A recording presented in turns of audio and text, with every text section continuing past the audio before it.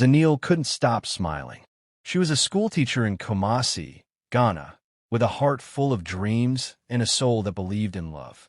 When Mzamo, her charming and successful boyfriend from the powerful Mbatha family, got down on one knee and asked her to marry him, she said yes with tears in her eyes. To her, this was more than love. It was a promise of a future together, built with respect and happiness. The engagement party was a grand event held at a luxury hotel in Johannesburg. Zanele wore a simple yet elegant dress, her hands slightly shaking from excitement. She was ready to meet the rest of Mzamo's family and become one of them. But as the evening unfolded, her smile began to fade. She noticed the stares. Cold, sharp, judging. Mzamo's parents, especially his mother, Nosifo, barely looked her in the eye. They whispered among themselves, casting sideways glances her way. She caught words like schoolteacher, ordinary, and not our kind. Laughter followed, but it wasn't kind. Zanele stood beside Mzamo, holding his arm, hoping for reassurance. But he didn't seem to notice the tension. He laughed with his cousins, spoke with the press, and left her standing alone more than once. She tried to smile through it, tried to convince herself it was just nerves. But deep inside, a quiet ache began to grow. That night, as the music played and champagne glasses clinked, Zanele realized she wasn't being welcomed. She was being measured. And in their eyes, she didn't measure up. Just a few days before the wedding, when Zanele should have been picking flowers or tasting cake, something unexpected happened. She was called to a quiet meeting, not with Mzamo, but with his parents. Nosifo and her husband sat across from her in a private room at their estate, faces serious, voices cold. There was no warmth, no congratulations, no excitement. Just papers on the table and a pen. "This is the prenup," Nosifo said sharply, sliding the thick document towards Zanele. "You'll need to sign before the wedding. Otherwise, there is no wedding." Zanele blinked, confused. "I didn't know we were doing a prenup," she said softly, trying to understand. Mzamo wasn't there. He had told her nothing. It felt like a trap. Nosifo leaned in, her words cutting deep. "You must understand, you're not bringing anything into this family. No wealth, no legacy, just love. And love isn't enough to protect a family name like ours." Zanele sat frozen. She felt her throat tighten. Was this really happening? After everything, the engagement, the planning, the promises, now they were reducing her worth to zero? She wanted to cry, to scream, to walk out.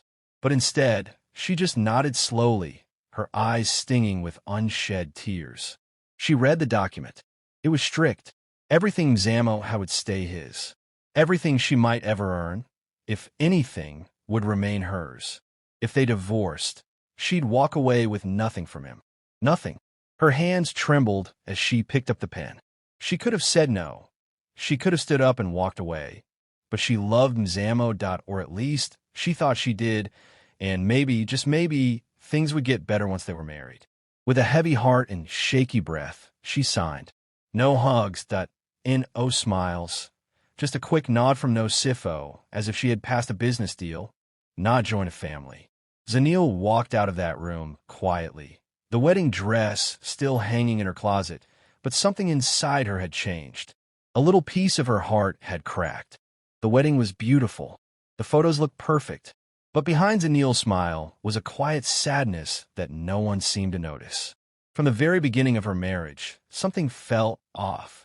She was Mzamo's wife now, but she didn't feel like a part of his world. Living in the Mbatha family's grand house, Zanele felt more like a guest than a wife. Nosifo made sure of that. She gave Zanele cold stares, fake smiles, and backhanded compliments. "You're trying your best," she'd say with a smirk. Watching Zanele struggle to fit into a world of luxury and expectations she'd never been prepared for. Zanele tried everything. She woke up early to help with family traditions. She cooked meals, even when no one thanked her. She dressed in what she thought was the right style. She joined conversations at dinners, only to be talked over or ignored. No matter what she did, it was never good enough. But the hardest part wasn't Nosifo, it was Mzamo. He had changed. The warm, loving man who once called her my peace now barely looked up from his phone. When Zanele tried to talk, he was too tired. When she brought up how isolated she felt, he said she was overthinking. And when Nosifo made her feel small, Mzamo said nothing at all. One day, after a family lunch, Zanele overheard Nosifo telling her friends, "She's not one of us." Mzamo could have done better. Zanele waited, heart pounding, hoping her husband would defend her. But he just sat there, silent, pretending not to hear. That night, she cried quietly in the bathroom, not wanting the walls to echo her pain. Marriage, she had thought, was about love, partnership, and growing together. But now, she felt like she was shrinking. Every smile felt forced. Every day felt heavier. She wasn't looking for riches or status, just respect, just kindness. But in that big, beautiful house, surrounded by wealth and power, she had never felt more alone. And as the days passed, Zanele began to wonder, was this what the rest of her life was going to be? One quiet morning, while folding laundry in the guest room no one ever used, Zanele heard the doorbell ring. A delivery man handed her a large brown envelope. It had her name on it, written neatly, with a Nigerian legal stamp in the corner. She frowned, confused. She wasn't expecting anything, especially not from Nigeria. She opened it slowly, sitting on the edge of the bed. Inside was a formal letter from a law firm in Lagos. Her hands trembled as she read it once, then twice, then again. According to the letter, her late uncle, her mother's older brother whom she hadn't seen since she was a teenager, had passed away and left her his entire estate. Zanele blinked in disbelief. The letter mentioned business shares, land assets, and bank holdings. Altogether, the value was listed as $30 million US. She laughed nervously. This must be a scam, she whispered to herself. It sounded like those fake emails people always joked about. She placed the letter on the table and walked away. But something kept tugging at her. Later that evening, after everyone had gone to bed, Zanele sat under her blanket, rereading the letter by lamplight. There were phone numbers, addresses, official stamps. Everything looked too real to ignore. Still, she told no one, not even Mzamo. The next day, she called the number on the letter. A calm voice answered. "Yes, Mrs. Mbatha. We've been trying to reach you. Your uncle left a very specific will. You are the sole beneficiary." Her breath caught in her throat. "It's real?" she asked softly. "Yes, ma'am. Very real. We're ready to begin the process whenever you are." Zanele hung up and sat in silence. Her heart was racing. She hadn't thought of that uncle in years. He had always been kind, quiet, and distant. She never knew how wealthy he was. And now, out of nowhere, she was worth more than she could even imagine. But instead of screaming with joy, she simply sat there, her eyes wide, her hands still. Zanele didn't tell anyone where she was going. She just put on a simple dress, tied her hair back, and took a quiet taxi ride to a law firm in the heart of Accra. Her hands were cold, her mind racing. Part of her still thought it might be a mistake, or worse, a cruel joke. The office was big and modern, with polished floors and glass walls. A secretary greeted her kindly and led her to a private room. There, she met with one of the top attorneys in the city, a calm, professional woman named Alma, who offered her tea and a reassuring smile. They went through everything, the documents, the will, the business records, the land ownership papers in Lagos. "It's all real," Alma said finally, closing the folder gently. "You are now the legal owner of over $30 million in assets. It's secured, it's yours." Zanele just sat there, stunned. She had come from a small home in Kumasi, teaching kids math and reading. She had never imagined this kind of wealth, not even in her wildest dreams. "Do you want to inform your husband?" Alma asked gently. Zanele shook her head slowly. "No, not yet." She thanked the lawyer, signed a few documents, and left the office with her purse tucked under her arm and a brand-new bank folder inside. Outside, the sun was shining, but everything felt a little different. The city felt slower, quieter, like the world had shifted, but no one else had noticed. She took a deep breath and smiled for the first time in weeks. Back at home, everything was the same. Nosifo still ignored her. Mzamo still came home late. The family still treated her like a small-town girl who should be grateful just to be there. And Zanele let them. She cooked dinner. She listened politely. She smiled when she had to. But behind her quiet eyes, a new version of her was waking up, stronger, wiser, unshakable. They thought she was powerless. They had no idea she was now the wealthiest person in the room. And Zanele wasn't planning to say a word. Not yet. She was watching and waiting. The Mbatha house was filled with laughter, music, and the clinking of wine glasses. It was a family celebration, another cousin's engagement, another big reason for everyone to dress up and show off. Zanele wore a soft blue dress and brought a quiet smile. As usual, she stayed on the edge of the crowd, helping with the food, keeping the kids entertained, being useful. Nosifo, as always, made sure Zanele felt small. Standing near the fireplace, surrounded by a few aunts and uncles, Nosifo's voice rose just loud enough for everyone to hear. Honestly, she said, sipping her wine, Zanele is very lucky my son married her. A schoolteacher from nowhere? Please, let's be real.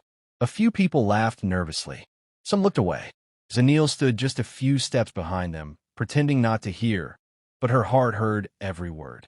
She smiled politely, nodded at the guests, and quietly slipped away to the guest room. She closed the door gently and sat on the bed. She didn't cry this time. She just breathed. Deep, slow calm. That night, something unexpected happened. Zanele's story, her inheritance, her sudden wealth, her full ownership of several Nigerian companies, was published in a major online business magazine. She hadn't planned it. Her lawyer had been helping file public paperwork for her businesses, and the media picked up the story. Her name was trending within hours. By morning, everyone knew.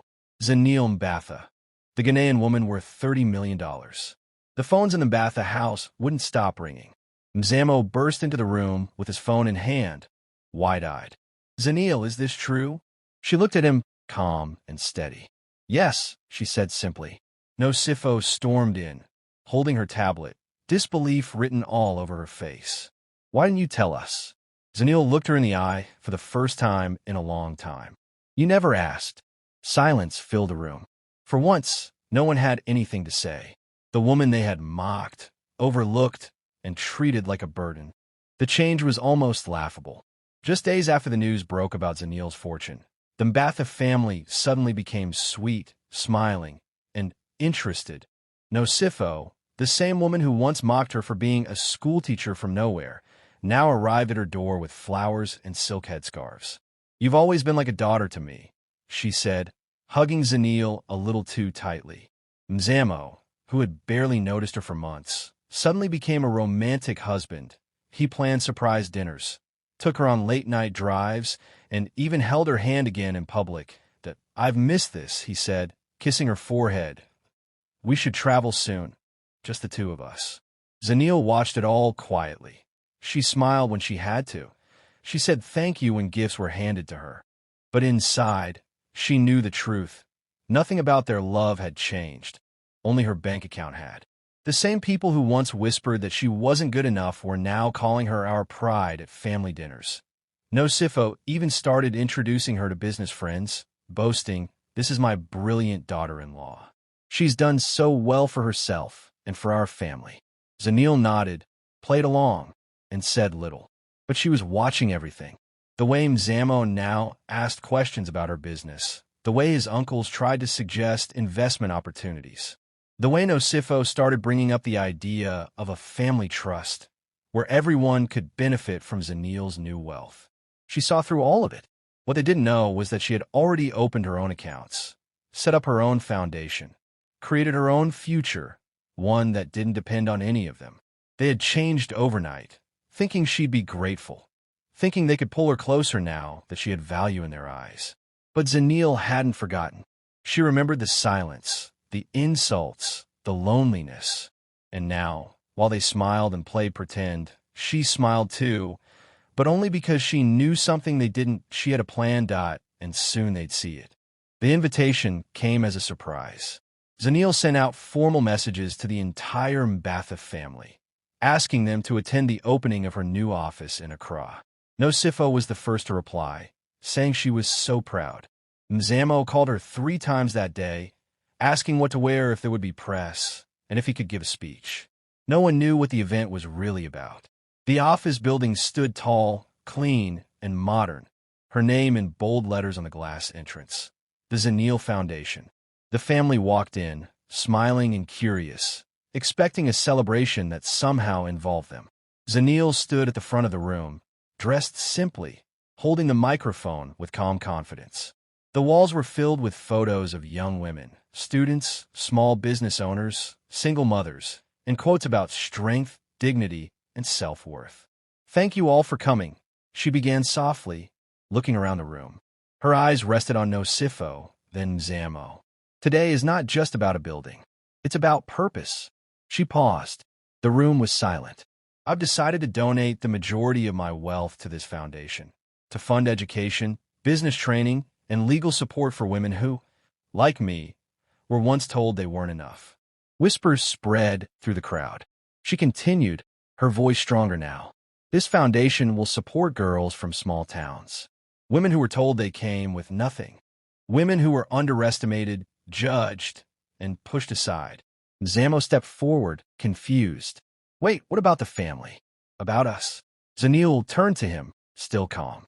"This isn't for the Mbathas. This is for women like me." No Sifo's smile faded. "There will be no family trust," Zanele added. "No shares given. No investments for my accounts. You had your chance to value me when I had nothing. And now, I choose to give to those who need it, not those who ignored me." The room went quiet. Zanele gave a small smile. Not bitter, not angry, just free. No one saw it coming. Not even Mzamo. Just a week after the grand launch of the Zanele Foundation, he came home to find a plain white envelope waiting for him on the table. Inside was a letter. No emotions, no explanations. Just one sentence that made his hands go cold. "Zanele Mbatha has officially filed for divorce." Mzamo rushed to find her, panic in his voice. "Zanele, what is this? Are you serious?" She looked up from her tea, calm and steady. "Yes, I made my decision. But after everything we've been through, after all we've shared," he asked, as if suddenly remembering the woman he once loved. Zanele's eyes didn't flinch. "What we shared was silence, disrespect, and pretending. I'm done pretending." Word spread fast. The Mbatha family was stunned. No Sifo called nonstop, asking to talk to fix things. But there was nothing to fix. The papers were filed. The decision was final. Then came the real shock. The prenup, the same one they had forced Zanele to sign before the wedding, the one meant to protect Mzamo's family wealth, now worked completely against him. Back then, they believed she had nothing. But now, Zanele had everything. And since she brought her wealth into the marriage after signing the prenup, none of it was shared. Not the foundation, not the companies, not the land, not even a cent. Mzamo tried to fight it. His lawyers scrambled, but there was no loophole, and no trick, and no help. He walked into that marriage thinking he had the upper hand. Now he walked out with nothing. Zanele, on the other hand, walked away untouched. Her name clean, her heart stronger, her dignity unshaken. She didn't throw insults. She didn't seek revenge. She simply let the law speak for her, just like they once used it to silence her. As the divorce became public, people started calling her story unbelievable, that a woman who was once mocked for being just a schoolteacher had not only become a millionaire, she had outsmarted one of the wealthiest families in the country. The lights were bright, the room packed with women from all over Africa, students, mothers, leaders, dreamers. In the heart of Nairobi, a major women's conference was in full swing. But when Zanele walked onto the stage, the energy in the room shifted. Everyone leaned in. Everyone wanted to hear the woman whose story had touched so many. She stood at the podium in a simple cream dress, no flashy jewelry, no bodyguards. Just her quiet strength and the fire in her voice. "My name is Zanele," she began, "and I was once told I brought nothing to the table. No riches, no name, just love." She paused, letting the words sink in. Some women in the crowd nodded, already feeling her story in their hearts. "I'm married into a powerful family," she continued, "and they treated me like I was lucky to be chosen, like I didn't belong, like I was invisible." The room was silent. "But here's what they didn't see," she said, her voice rising just a little. They didn't see my heart. They didn't see my strength. They didn't know my worth. And I'll tell you something I've learned. Dignity is worth more than gold. And knowing your value, that changes everything. Tears filled eyes across the room. Some clapped. Some stood. Zanele smiled. I'm not here because of money. I'm here because I didn't give up on myself. And now, I've made it my life's mission to help other women who've been underestimated, overlooked, or silenced. That day, she didn't just give a speech. She sparked something. Zanele, the girl they tried to undervalue, was now a voice for thousands. And her message was clear. Never let anyone tell you who you are. Know your worth. Then rise.